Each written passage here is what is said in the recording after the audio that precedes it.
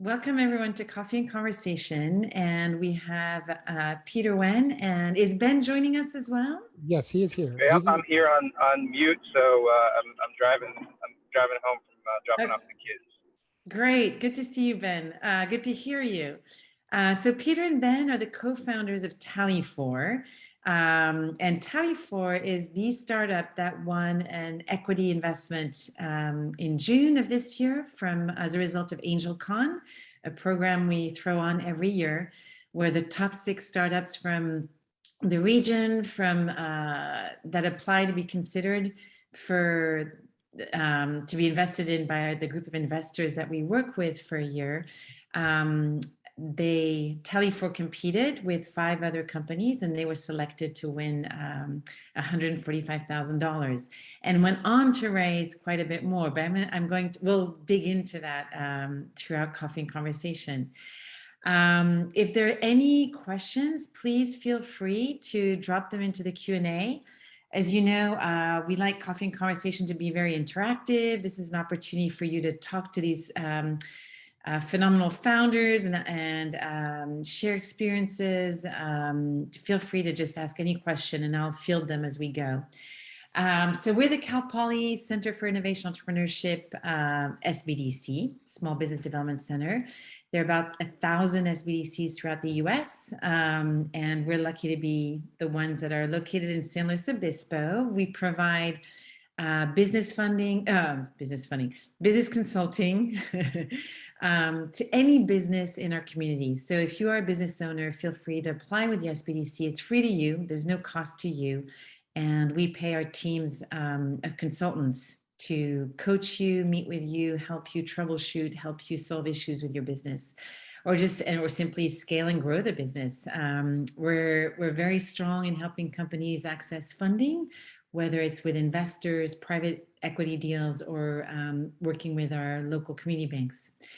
The next slide. So we are sponsored by the SBA. We receive an SBA grant. This is the grant money that we use to pay our consultants, as well as by the GoBiz office. And next, we're going to listen to a very, very short message from one of our special sponsors, Maynard Cooper, a law firm based out of the Bay Area, but providing legal services throughout the state. So let's listen to the message real quick.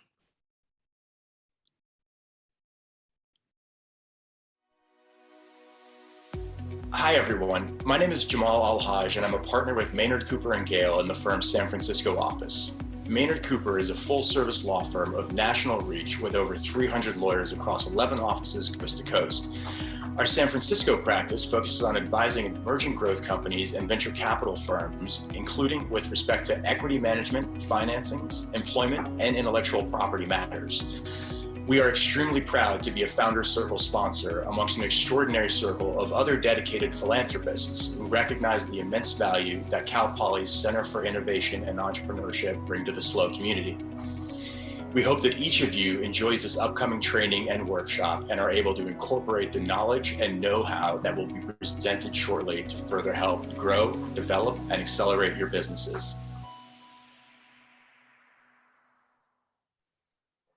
Thank you to our sponsor, Maynard Cooper.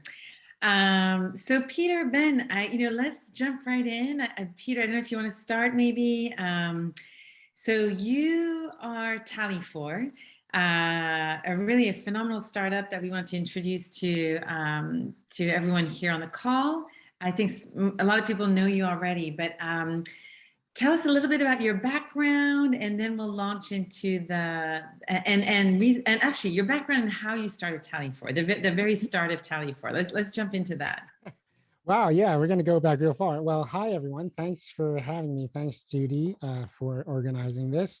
Well, you know, Tally4 has its roots way back with tax in many ways, right? Everyone has to do tax, so. And I am a CPA by training. So I did accounting and tax for 10 years, in audit, accounting, and, finance, everything, pretty much the whole gambit of what a CPA does. And I've always found taxes really not that fun. It's really just not enjoyable to do, even though everyone has to do it every year. And then I joined Xero, which is an online accounting software. So, it's online. They brought online accounting to the US in many ways. They're a New Zealand firm, company, and that was way back in 2012. So they kind of brought stuff from the desktop to accounting, cloud accounting. So the tax world is a little bit different than accounting. And it's getting to inside baseball here, but they are very different fields, and they're like subspecialties. So the tax professionals really didn't have a cloud product up until Tally4. They're still working with desktop products. So that's really the beginnings of Tally4. Is I saw the need over my career. I saw that not much was being built. And it was still, every year the tax professionals were still pounding away at the keyboard, being a little bit unhappy. So that's how it really started. Sorry, I was muted. Sorry. Oh, thank you, Ben. I was going to ask you to mute, but please unmute anytime to jump in. Well, Peter, let's take a step back. So what does Tally4 do exactly? Well, Tally4's mission is to automate tax. And as I mentioned, right, everyone has to do their taxes, and businesses have to do their taxes every year. And immense amount of human energy is spent on preparing the data for taxes. And they're preparing it in manual ways. They're taking stuff from this system, putting another, they're gathering it all together, they're putting it in Excel, they're kind of making sums, they're grouping them, and then they're putting them into another system. And then they're filing it with the IRS, which is what most people are familiar with. And maybe you're doing it as an individual, with something like, TurboTax or kind of a do-it-yourself product. But the professional really doesn't have a way to help an individual. So what Tally4 wants to do is it's kind of twofold, is to automate a lot of that data flow. Everything starts as data today. Every business activity really starts as data. Like, how often do you pay with cash? Yes, you do, but the bulk of the economy is now, starts with a digit somewhere. So our goal is to automate the data flow, but then the second kind of goal is to give those professionals a way to kind of view and monitor and advise on what that data means and where it should go. And that kind of opens up a lot of, other products, other services that those professionals, can use to serve the economy and the customers. Yeah, so I mean, correct me if I'm wrong, but what I like to share when I talk about Tally4 to give the people really a sense of the power of this tool is, so it's, if you've developed a software to basically that can plug into any QuickBooks system or Xero system, any online accounting system, automatically pull all the data, plug it into your tax returns, and allow you to file. So basically, I've heard you say, a process that would take accountants 3 to 4 hours is now boiled down to 5, 6, 7 minutes, which is, I mean, that's kind of the big impressive outcome of what you've built, right? Yes, that's it. When I say that, and it's really those numbers, it used to take 3 hours or even more, sometimes less. And I say 10 minutes, but actually I was at the AICPA conference in Vegas, and I was speaking with some of our existing customers. And one of them actually said, well, year 2, it took 30 minutes. And year 3, they're actually on the 3rd year of using Tally4. He actually said it's between 2 and 5 minutes. That's amazing. I don't want to slice, I don't want to, No, but that's important. That's a big deal. So well, yeah. In the 3 hours it took you to do one tax return, you can now do, let's see, 12, 24, 30, 36 tax returns in the time it took you to do one. That's yes. insane. Yeah. Yes, it's amazing. And, even from that 10 to 5, the difference, or to 2, it's really now a validation of the data. It's like, okay, this is what it should look like. And it's almost like I can use, the CPA or tax now can use their brain power to offer different services or think about something different. Think about the tax law. Think about where they can save their clients, you know, tax liability or whatever, you know, advise them on their, you know, tax strategies. So it's more than just the time. It's freeing that human to be human and to do things that the computer can't do. You know, computers can do a lot, but they can't do everything, right? So it's really the beginning of a transformation of how taxes are done. And so, Ben, I'm going to rope you in. So you're the software. I mean, so you're the tech guy, right? In the team, more or less. I mean, I know you both have pretty deep tech expertise. Yeah, I'm the geek that everybody sticks in the basement and slides pizza and espresso beans under the door. That's and then code comes out somewhere on the internet. And so my spot in the universe is to be that machine that turns espresso beans and pizza into code. That's great. I like the process. It's just like Tally4, right? You know, like pulls all the data and just takes care of all the hard work. In computer science, there's this concept of a stream computer where, you know, stuff comes in, you compute on it, and then stuff keeps on going. And then I have a deep philosophical belief that we're all streams, maybe not of computers, but we're all rivers of stuff, money, food, children, code for me. That's right. And well, so let me ask you this on what's interesting is Peter touched on this is now that you've built the foundation of this software, are you planning to add some AI, you know, qualities to it so that the software can then ask questions? Have you, you know, to pull certain data pieces and highlight them to see if better strategies can be built for the client? We love being on trend and a little ahead of trend, even being trend spotters. So of course we have something called TallyBot, which is our little robot that right now, you know, my 6-year-old is way smarter than it, but we'll see how much we can train it. I think one of the things that we're in this era of right now that our kids will look back and say, Dad, I can't believe you had to type to the computer. Like, don't you talk to it like you talk with Siri or Alexa to do your taxes? We'll eventually get there. Wow. But right now, you know, we're in this world where, you know, you have to look at a screen, you click on things and whatnot. I mean, you know, you look at some of the things that are happening in AI with respect to, you know, my, you know, chosen profession, or at least here chosen profession, programming, and there are, you know, more and more advanced robots that are working to make, you know, my life easier and make programmers more productive. So Microsoft, which acquired GitHub, just came out with a system where they analyzed all of the code on GitHub and are now able to make recommendations based as you type. So it's kind of like autocomplete, except instead of like the names of people that you've typed before or phrases that you've typed before, it actually suggests whole blocks of code while you type. That's amazing. So, yeah. and it's mind blowing on lots of different levels. Obviously, for the programmer who's like, oh yeah, that's exactly what I was going to say. Click. But also from intellectual property perspective too, because you know, if that code was derived from someone else's code, is that somebody else's code? Yeah. So lots of fun things that are happening there. And then one quick note, to start all the way in the back, some of you on the phone here or the Zoom here might or might not know, is that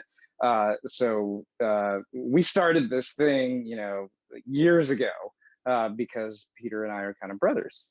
So if you want to go wind the clock all the way back, you can blame our mom. How far back? Huh? How far back are you going to wind it? I don't know. Let's see. When's your birthday? So I one memory that I have was that my mom, to keep me quiet and so that my little brother could sleep, because you know he was a little kid, my mom made me go outside to look at all the flowers that I planted around the house, just so that I wouldn't make noise and wake up Pete. And we're only separated by a little more than a year. So I can only imagine. I've got two. I can only imagine what it was like to try and keep me quiet. So, so you guys, so you're an amazing team. I've seen you guys work together, very complimentary. You launched here. Tell us about when you actually launched the business and about how you went about basically beta testing, running pilots, and how you got the traction going with the business. So tell us that story, the start. Yeah, we incorporated in February 2019. So, and the first year is a lot of discovery. It's like, I had to teach Ben how to spell tax. Still don't know how. Yeah, a lot of discovery. I'm the domain expert, and obviously Ben didn't know anything about tax or accounting. Teaching accounting actually to a full-grown adult is actually a little bit difficult because the way math is done is a little non-intuitive to I don't know, Ben, how you explain it, to second grade math. Accounting is in this debit credit thing is a little weird. It's actually very elegant. That's what Luca Pacioli invented. He didn't invent, but he brought to the fore back in the 15th century. So the first year was a lot of discovery, understanding the problem, understanding what's out there, and building a little bit of preliminary code. So that was the first year, and getting validation from potential customers. I have a really deep network from my days at Xero across the CPAs and accountants. Getting specific validation on what they need and what they see as the gaps in mid to large size firms. That was also part of the first year. And then once we get a real prototype working, Ben likes to say, we actually started having users on the prototype, quote unquote prototype. And that was a great validation. So that was the first year and a half.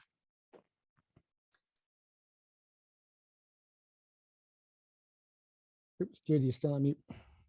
Sorry about that. I keep. So Peter, tell us about when did you feel that you were onto something? What was that moment where you thought, you know what, this is working? Like people want this. Like we've solved a real problem. Like what were the signposts, the feedback that you were getting that that helped you feel like you were on track and getting on the right path? Yeah, can I answer this? Yeah, go ahead. Jump in. It's when we got our first care package from a customer. Oh, what did they send? Was it wine? Oh my God, no! They're from Oregon, so they all this sort of like super crunchy goji berries coated with carob chocolate, and it wasn't like Swedish fish, even though they were shaped like Swedish fish. It was like organically grown fruit juices, gelled with artisanal gelatin and then shaped into these fish. Like it had like gigantic 20 box different snacks in it. Yeah. Oh, that's so sweet. It was a little crazy, and it's funny what snacks will do. Yeah, it's kind of funny, and my kids loved it. Go ahead. That's the validation for customers is very important. I guess like treats, that reminds me, we want to make taxes fun, and it's really fun. We have like this escalating care package now with one of our customers. Of course, customers, is big validation. Yeah. So you applied to AngelCon, and by then, how many customers did you have at that time? Yeah, gosh, when was that? It was I think it was right January, February. Yeah. Or even, not quite a year ago, right? That's right. It was the start of the year. Yeah. Yeah, well, around now, right? Around now, you start spinning up for the next year. At that time, I think we launched in October, November of 2020, right? Is this what year is this? Yeah. We had a handful of customers, maybe 3 to 5. and we were adding, that's the busy season for the profession. Mhm. So we were adding them in November, December. Okay.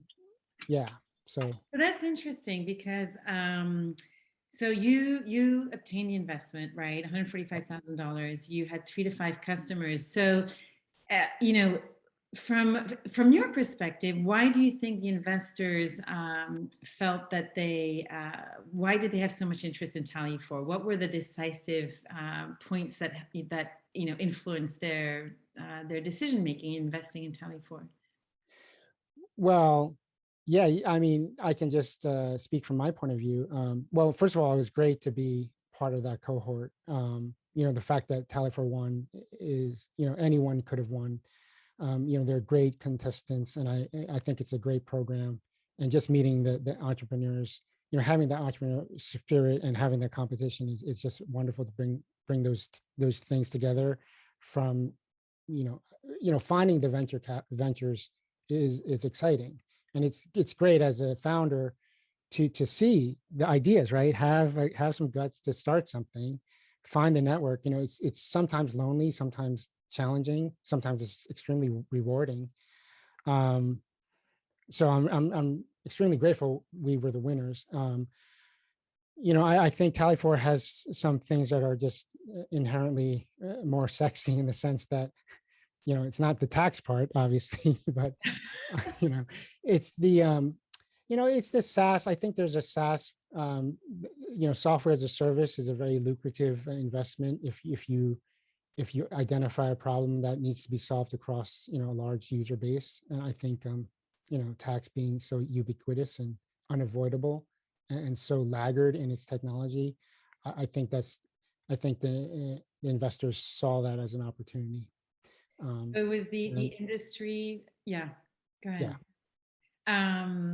But I think obviously I wanted to encourage the people who are watching. So you had some traction, but not a huge amount of traction. So that was interesting.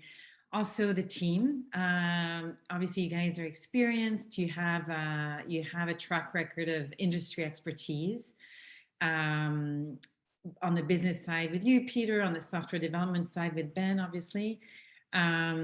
What were another question we often get is, what were the questions the investors were asking you? What did they dig deeper into when they were doing their due diligence process? What did they want to know?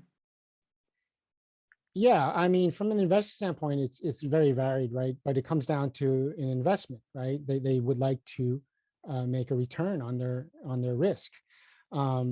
So a lot of questions is like, is it real? What is the market size? What is the potential?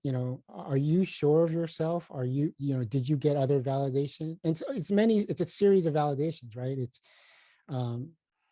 in some ways we have another interest investor that, thinks of them as mini theses, right? Each time you prove a mini thesis, you're maybe further along the road of proving something. And some are bigger, some are smaller. So questions were around, what is the potential here? And, what's the risk? What's the downside? Mm-hmm. And what might I miss out on, right? Of course, investing is risky, but, angel investors also have, a bit broader scope. They want to foster innovation, right? And that's inherently risky. So they have a little bit more cushion. It's not like a savings account. So they want to fund the right teams. They want to fund the right ideas. Yeah. So what is the market size for Tally4? What type of numbers are we looking at? And what's the annual recurring revenue that you're shooting for as you grow the business? Yeah, well, we estimate about $2.8 billion is spent on professional tax software. So that's every year. So that's what's spent on the software packages, and most of them are desktop products. So if you look at it from a replacement kind of lens, which we don't, that's the size of the market, the software market only. But, as we go into automation, and we're not even counting the human labor, the cost of staffing a CPA firm, tax firm, that's not in that 2.8 billion. And what we've learned from our early customers is that they're releasing the value of those humans. Those humans can do other things. What a human, they have 1 or 2 staff doing the data entry or something. And now with Tally4, they can put those professionals on advisory or something else. So the market's it's quite large because it impacts the full economy of individuals and businesses in the U.S. That's great. And so tell us what happened after AngelCon. So you won $145,000, and then Yeah. what happened? I think there's a lot of intrigue around the post-event. Yeah, it's been Yeah. Oh no, it's been yeah. I mean, everything is accelerated a little more and more every month. There's we have our internal milestones, just some numbers or some things maybe people are interested in. We're now a team of we're a team of 7. We're adding an 8th. They're not all full-time contractors, but instead of the 2 of us, there's now a team, which is a big deal, right?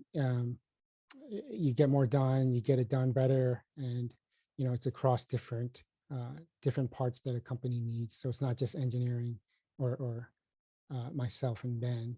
Now we can have marketers, we have design, we have customer success. So that's helping us build the product and go out to market. Another great update is, maybe Ben can talk about it, is that we do have a patent pending. At the time of AngelCon, we were still in the process of kind of fleshing that out, but that is now pending. So we do think that's important, and it kind of outlines our architecture underneath. Yeah, so one of the fun things is having Luca Pacioli here. This is the book from, when did it come out? 1494. So Columbus had just sailed. Is that there's a lot of what? This is my nighttime reading. What do you read?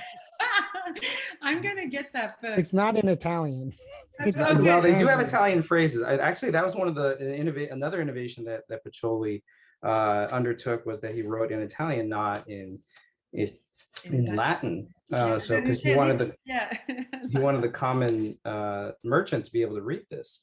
But part of reading it was also realizing how close and intimately related computer science and bookkeeping / accounting is. And the very first systems that were ever actually commercialized, I used to work at IBM, invariably were accounting systems, because you had to go and keep track of things, bank accounts. I mean, the whole reason that IBM's mainframe business is still around is because large financial services firms that bought into the mainframe way back when, don't want to incur the risk of having to switch to something else.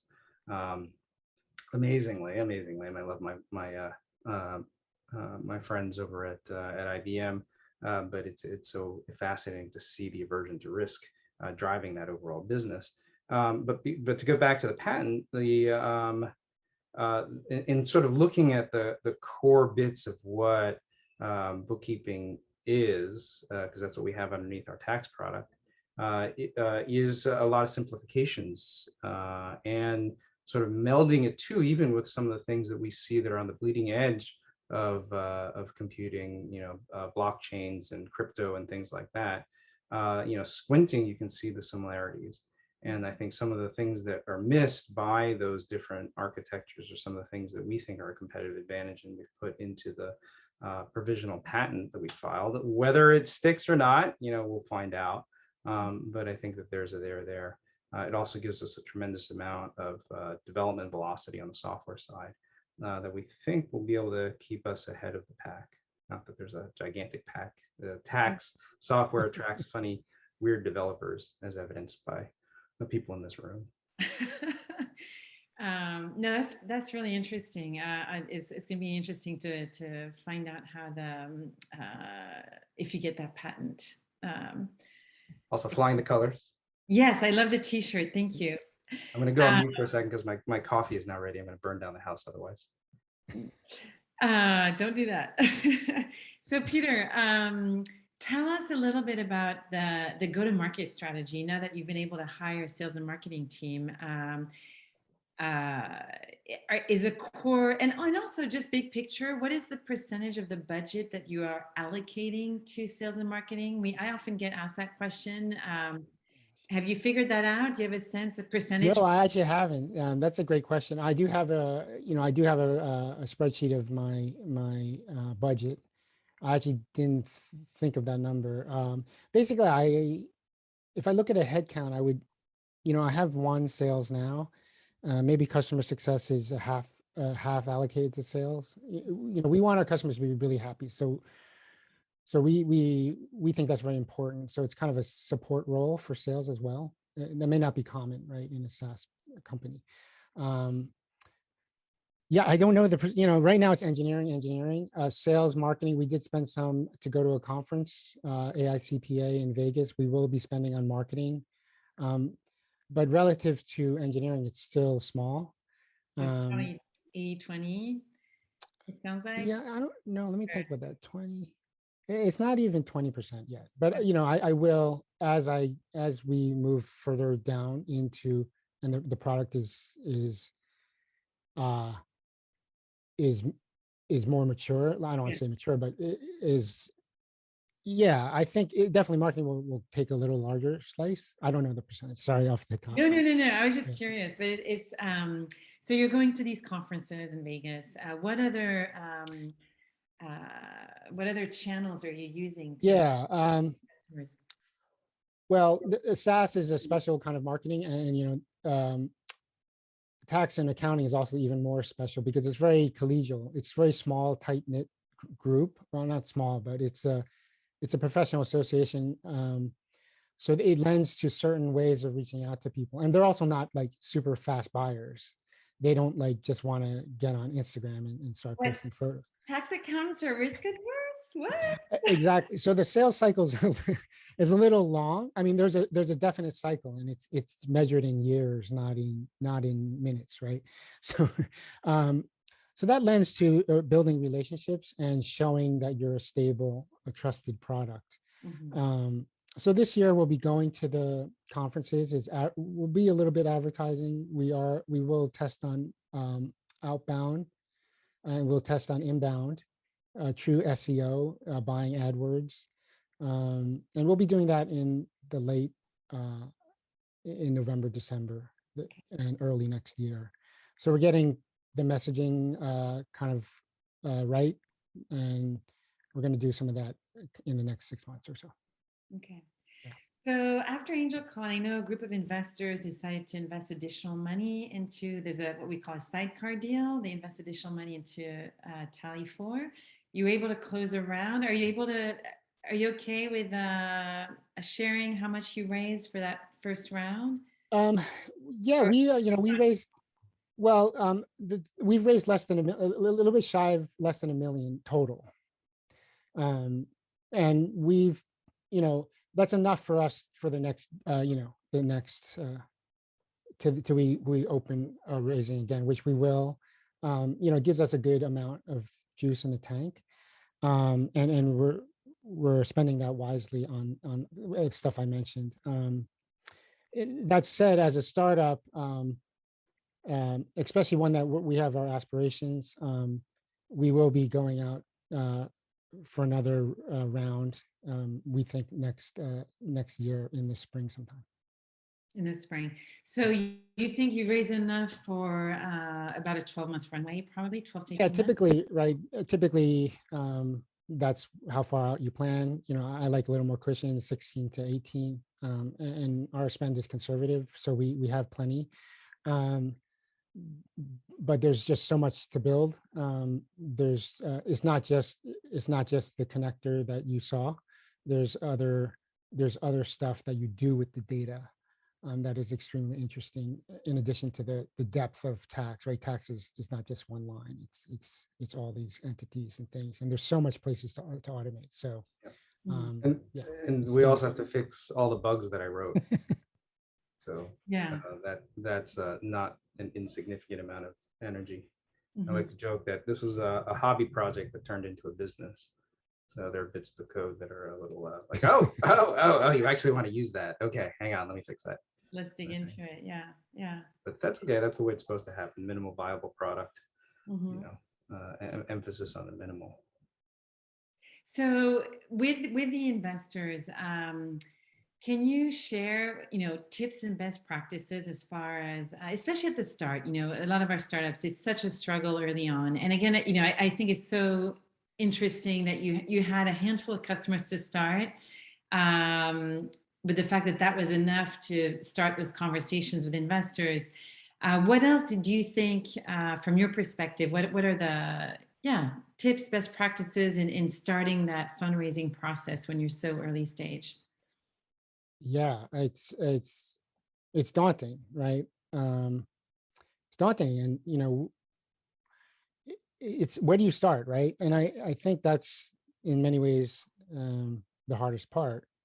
I don't really have any good tips. I mean, it's like when I look back and I see where I am today, and there were questions like, hey, I gotta pay for, I gotta make a living.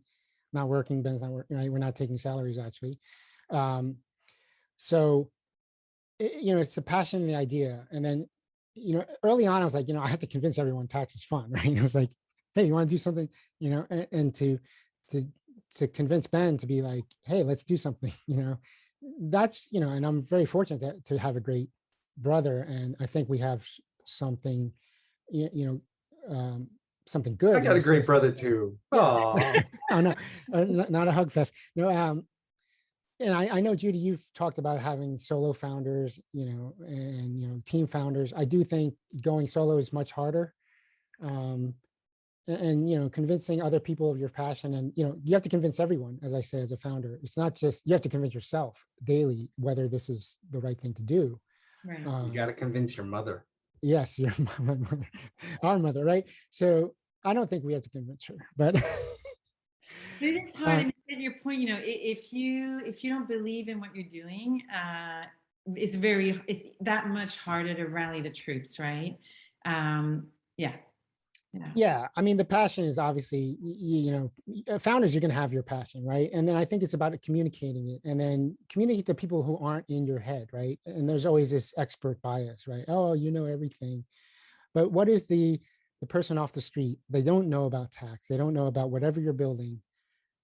How will they see it? And it's actually a lot of fun when you think of it that way. You're just gathering information. Yes, you might change course. Maybe you're wrong. And if you're wrong, you should know sooner rather than later. You don't want to know after you've spent X amount of time. That's about everything. It's whether it's a feature or whether it's your whole venture, right? Yeah. And that's why it's little theses. I love that view. I'm testing this, and if I'm wrong, it's okay. It's okay to be wrong. So you feel like it sounds like you are really true to the lean startup model of building this MVP as the most minimum viable product and testing, right? Testing specific features, or do you think that was your approach as you developed this? Yeah, Ben I think software lends itself to that, especially today. I think software being built today is different than it was built even 5 years ago, let's say. I mean, the change in technologies, they're mini cycles that are very fast. And we benefit from that in the sense we can, the web is becoming, it's easier. Whenever I say just build this, Ben's like, it's not even. Yeah, train people say, well, it's just a matter of typing. It's like, here's the keyboard. Go ahead, you type. Exactly. So, and I have, and the problem is when that code is stuff that I wasn't going to talk about the bugs we have to fix it. We have to come from Peter. If somebody just dedicated to that. Yeah. Right. Lean, lean is, I think my mindset's like, if it's not serving you change course. It's not healthy to hang on to things that aren't, There was something interesting that you said there, maybe bears a little bit more drilling down, is we have a friend who has a blog about entrepreneurship, and his lens is about making these tiny theses, hypotheses to go and test. And that it's what's most important is how do you deploy your capital against those hypotheses? Right. And once the test is largely complete, or at least yielding some interesting data, how do you adjust the next set of theses from that? So in some sense, the act of discovery that an entrepreneur goes through is a synthesis of those theses, delivering a test that allows you to test that hypothesis. For example, one is that tax accountants will pay so-and-so per return versus, across the entire year or other time period, or, all you can eat. How do you test that thesis? Well, there's the Stripe integration with the credit card swipe, and we'll see how that goes, because that is one of the theses that we're testing right now, is the overall pricing and productization around the software that's been built to date.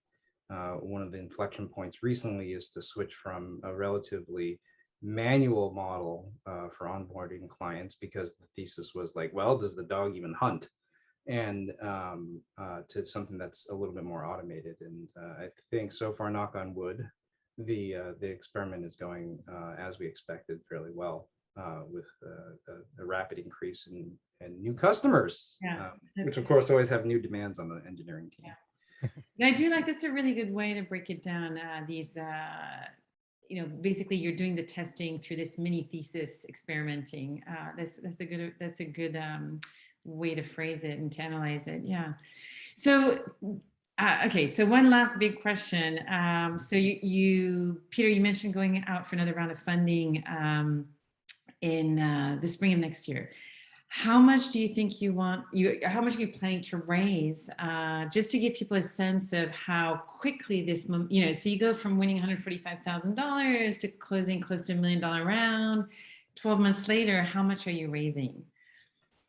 Yeah, I don't know the actual number yet. It'll be a couple million, definitely in that. So we can hire, we hire a good team of engineers.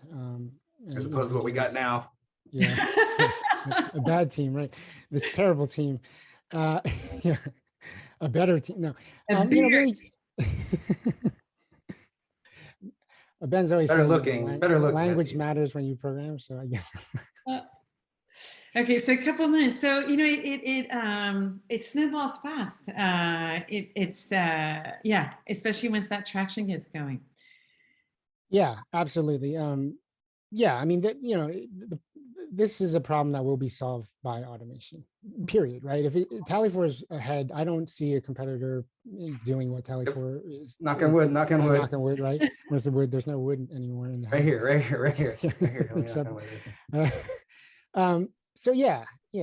There's so much automation to be done. Yeah. Do you have, and I know investors always ask this question, but can you share your exit strategy? Do you foresee building this for another 4 years, 4 or 5 years, potentially getting acquired, or do you see? We're going to try and acquire Intuit. Tally4 will acquire Intuit. That's our exit plan, mine at least. I don't know. We should probably talk. That's great.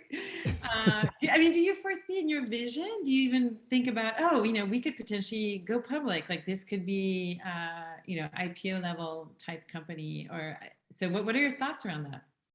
Oh yeah, I mean, I think the problem is sufficiently large, and there's so much human time spent on this problem. It's definitely it's a $1 billion problem, and the fact that it's, I don't want to say it's easy, but I think what Ben was talking about, accounting and computer science, they're really cousins, right? And accounting and language are actually, right? Some people think that, accounting came first and then language came second. You kind of did little marks, the 1, 0 on the reeds and on the clay pots. You did that before you actually had writing. So, the intertwinedness between, the human brain and how I remember things, and I'm remembering commerce, and I'm remembering who owed me what. It's a social thing, right? Debt is, you can't have debt without another party. So the fact that I keep track of my debts, right, it's a social thing. It's a human thing. That's what me and we are. Me is me, but society is society. It's always going to exist. I like to say it's like a garden, right? A garden grows together with other things, like humans grow with other humans. So that and that's what tax is, right? If we get philosophical, is that tax is society, and how you tax, how you work with other people, how you pull the resources from one person to make a society. That's what tax is. So if we take a step back and say, how big is this problem? It's massive. Mhm. It's the fabric of how we do a we. So where's and why are we still doing it? Why? And yeah, so Yeah. it's No, big. That's a fascinating approach to it. That philosophical approach. Yeah. It's a social relationship that Yeah. we all depend on. It's the basics. Really, I mean, you're right. It's the basics of all human interaction. At least at the professional level for sure, but also at the end of the day, personal level too. It seeps into that. Yeah. I've always been taught to follow the money. And if you think about what tax is the financial flows that put together our society and our civic society, whether it happens at the local level or it happens at the state level or it happens at the national level. Yeah. The mechanisms by which we collaboratively act is governed through tax. In fact, that's one of the reasons why our tax laws in the United States are so broken, is because that is the lever by which so a lot of public policy is given. Heck, the public policy here in San Francisco to give tax breaks to high-tech startup companies by Ed Lee, God bless his soul, is a mechanism of tax and a mechanism of public policy. Yeah. So let's one last question. Would you recommend that early stage startups apply to AngelCon?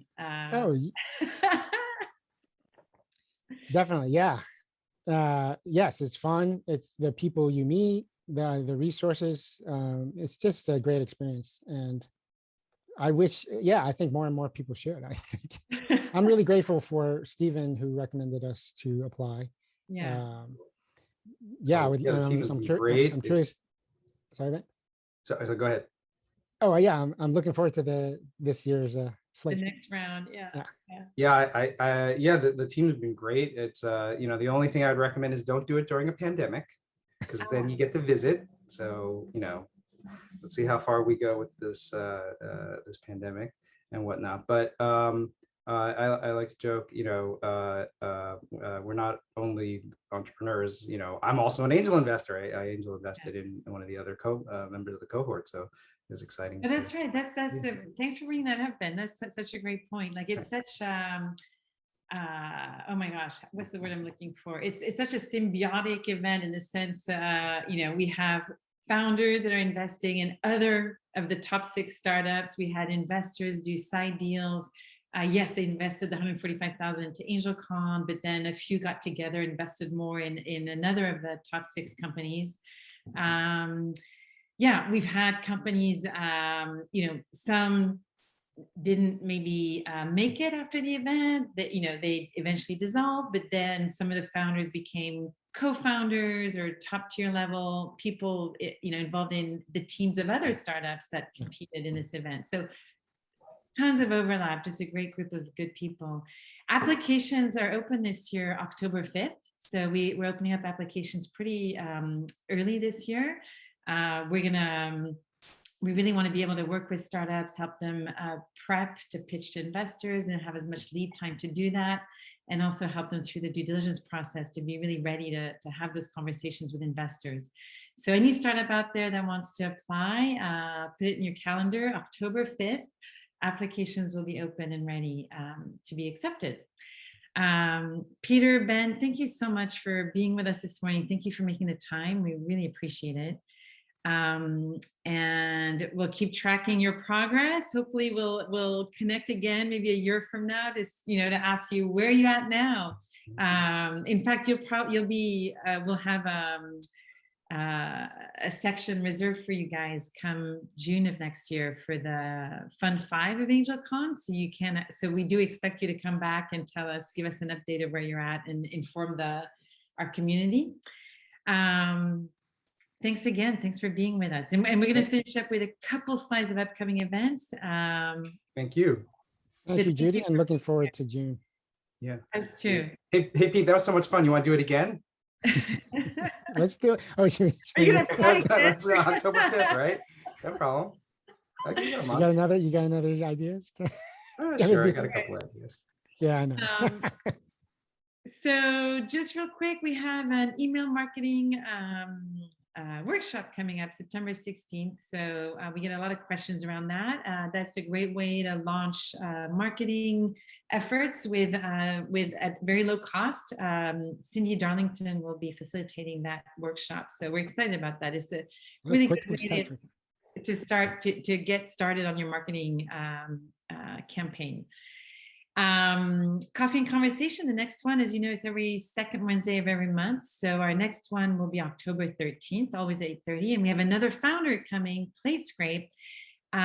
He won, so we used to do a tech pitch event. It was called Tech Pitch before AngelCon came about. And he was the winner of Tech Pitch, I would say, gosh, 5 or 6 years ago. So it'll be really interesting to see where he's at now. He's got lots of patents, lots of IP. He's invented an amazing piece of hardware that are being used in restaurants worldwide. So join us to hear about Platescrape October 13th. And we actually have a QuickBooks tax reporting workshop October 15th. I want to meet Damon. I'm going to show up. Until Tally4 becomes available for every single individual out there, not just those accountants. Until then, you do have to do, as individuals, if you're doing tax reporting and trying to do it yourself, come to the October 15th workshop and we'll help you out. So thanks again, Peter. Thanks, Ben. Great catching up with you, and really looking forward to continue to track your progress over the next 12 months. Yeah, Thanks, thank Judy. you. It's always great to see you. And Have a great day. You too. Bye. Bye.